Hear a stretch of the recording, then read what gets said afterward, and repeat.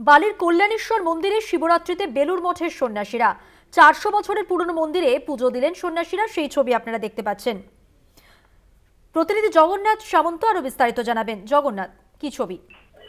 দেখো, সকাল থেকেই দেখা যাচ্ছে একবারে পুণ্যার্থীরা, ভক্তরা কল্যাণেশ্বর মন্দিরে লাইন দিয়ে তারা পুজো অর্চনা করছে। তোমাকে বলে রাখি, প্রতি বছরে ন্যায় শিবরাত্রির বালি কল্যাণেশ্বর শিব মন্দিরে পুজো করলেন বেলুর মঠের সন্ন্যাসী মহারাজরা।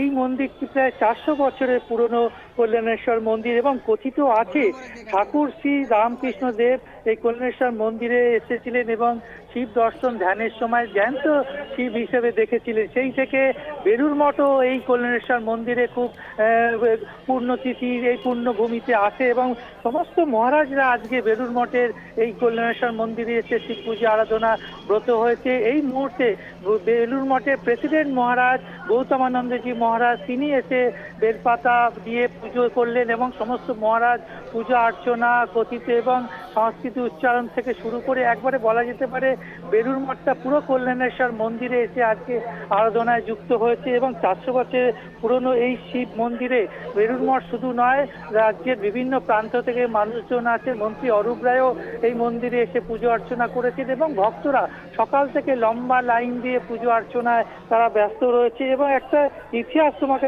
বলে রাখি, এই কল্যাণেশ্বর মন্দিরে একটা পুরনো ইতিহাস।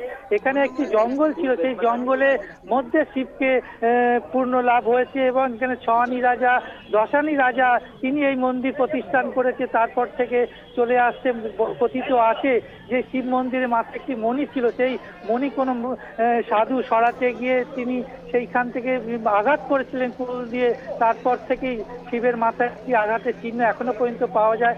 অর্থাৎ কল্যাণেশ্বর মন্দিরে বেলুর মঠ পুরো একেবারে পূর্ণভূমিতে এসে পুজো অর্চনা যেরকম করছে, পাশাপাশি হাজার হাজার ভক্তরাও আজকে শিব পুজো আরাধনায় ব্রত হয়েছে এবং প্রেসিডেন্ট মহারাজ এই মুহূর্তে পুজো অর্চনা থাকছেন। ধন্যবাদ। কথা বললাম প্রতিনিধি জগন্নাথ সামন্তের সঙ্গে। এই ছবি আপনারা দেখতে পাচ্ছেন, ৪০০ বছরের পুরনো মন্দিরে পুজো দিচ্ছেন সন্ন্যাসীরা।